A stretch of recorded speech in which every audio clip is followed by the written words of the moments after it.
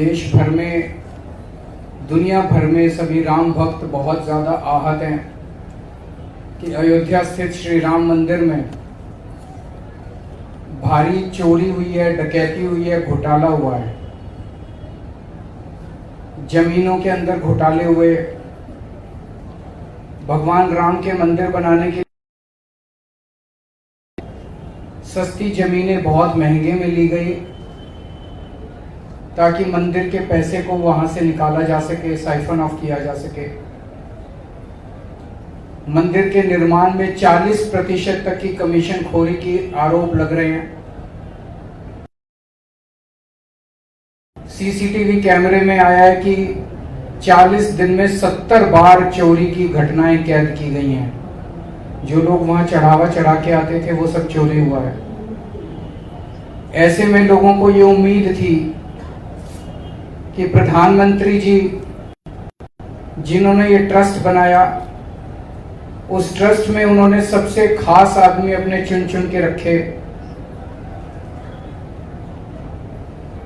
लोगों को उम्मीद थी कि प्रधानमंत्री जी किसी भी चोर को, डकैत को छोड़ेंगे नहीं, उनको कठोर से कठोर सजा दिलाएंगे।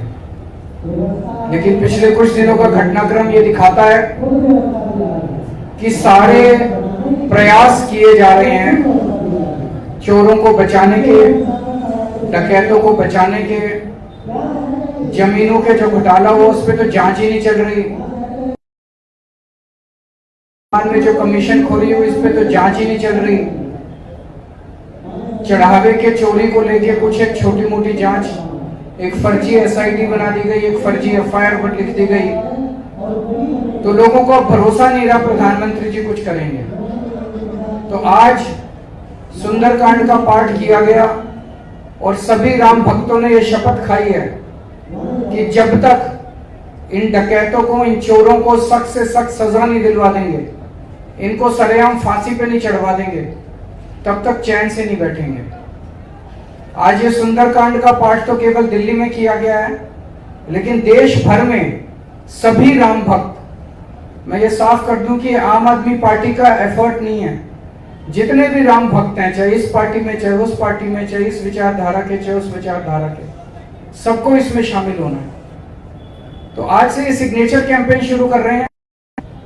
ये एक राम भक्त की चिट्ठी है प्रधानमंत्री जी के नाम, जिसमें राम भक्त प्रधानमंत्री जी को अपनी पीड़ा व्यक्त कर रहा है और उनसे कुछ मांग कर रहा है। मैं ये चिट्ठी आपको पढ़ के सुना देता हूं। एक राम भक्त कह रहा है प्रधानमंत्री जी को, आदरणीय प्रधानमंत्री जी, श्री राम मंदिर में हुई चढ़ावा चोरी ने मुझे अंदर तक झकझोर दिया है। करोड़ों श्रद्धालुओं ने अपनी छोटी बड़ी बचत से श्री राम मंदिर के निर्माण में योगदान दिया था। कई लोगों ने तो अपनी पूरी जिंदगी की जमा पूंजी दे दी। अधिकांश लोगों ने रसीद तक नहीं मांगी। सबने सोचा ये तो भगवान का घर है, यहाँ इस रसीद क्या मांगनी। आज उस विश्वास को भारी ठेस पहुंची है प्रधानमंत्री जी।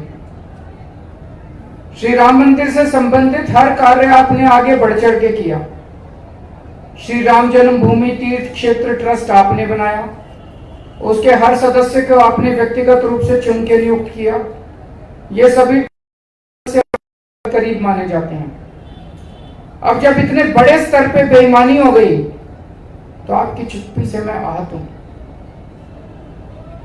2021 के पहले से ही ट्रस्ट में जमीनों के घोटाले, निर्माण कार्यों में 40% तक की कमीशन खोरी और अब इतने बड़े पैमाने पर चढ़ावा चोरी, ये सभी खबरें पिछले कई वर्षों से लगातार प्रमुखता से मीडिया में आती रही हैं।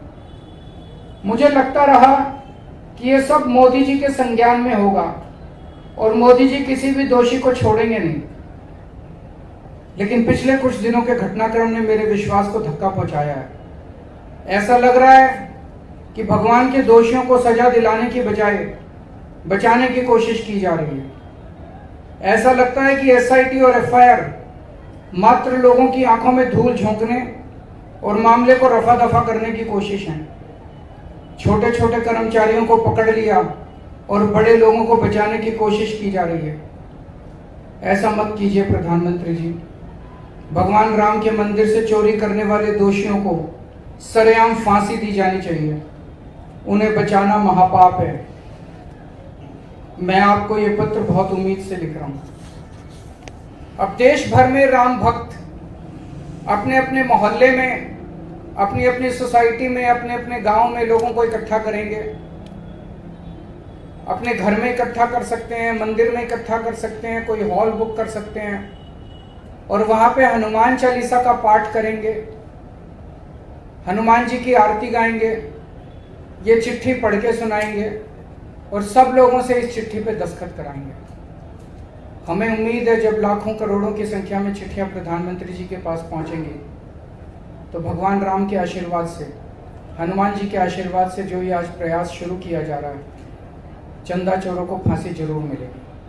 अगर आपके कोई एक दो प्रश्न हो तो सवाल है सर, आपने जो कार्यक्रम रखा है, बीजेपी कह रही है कि आप लोग हर बार चुनाव से पहले सॉफ्ट हिंदुत्व की लाइन पे आ जाते हैं। अभी कौन सा चुनाव है? आरोप जो है बीजेपी आप पे लगा रही है। अभी तो दिल्ली में कोई चुनाव ही नहीं है। लेकिन इस कार्यक्रम को लेकर बीजेपी कभी ना कभी तो चुनाव होते रहते हैं। देखिए, पूरा देश जानता है कि किसने भगवान राम का नाम वोटों के लिए इस्तेमाल किया। पिछले 40-50 साल से भारतीय जनता पार्टी ने और उसके सहयोगी संगठनों ने भगवान राम के नाम पे वोट मांगने में कोई कसर नहीं छोड़ी और भगवान राम ने इनको देने में भी कोई कसर नहीं छोड़ी। इनकी केंद्र में सरकार बनाई, 21 राज्यों में सरकार बनाई, उसके बावजूद भी इन्होंने जिस तरह से भगवान राम के साथ विश्वासघात किया है, अब भगवान राम के यहाँ भी इनका कोई वो नहीं है।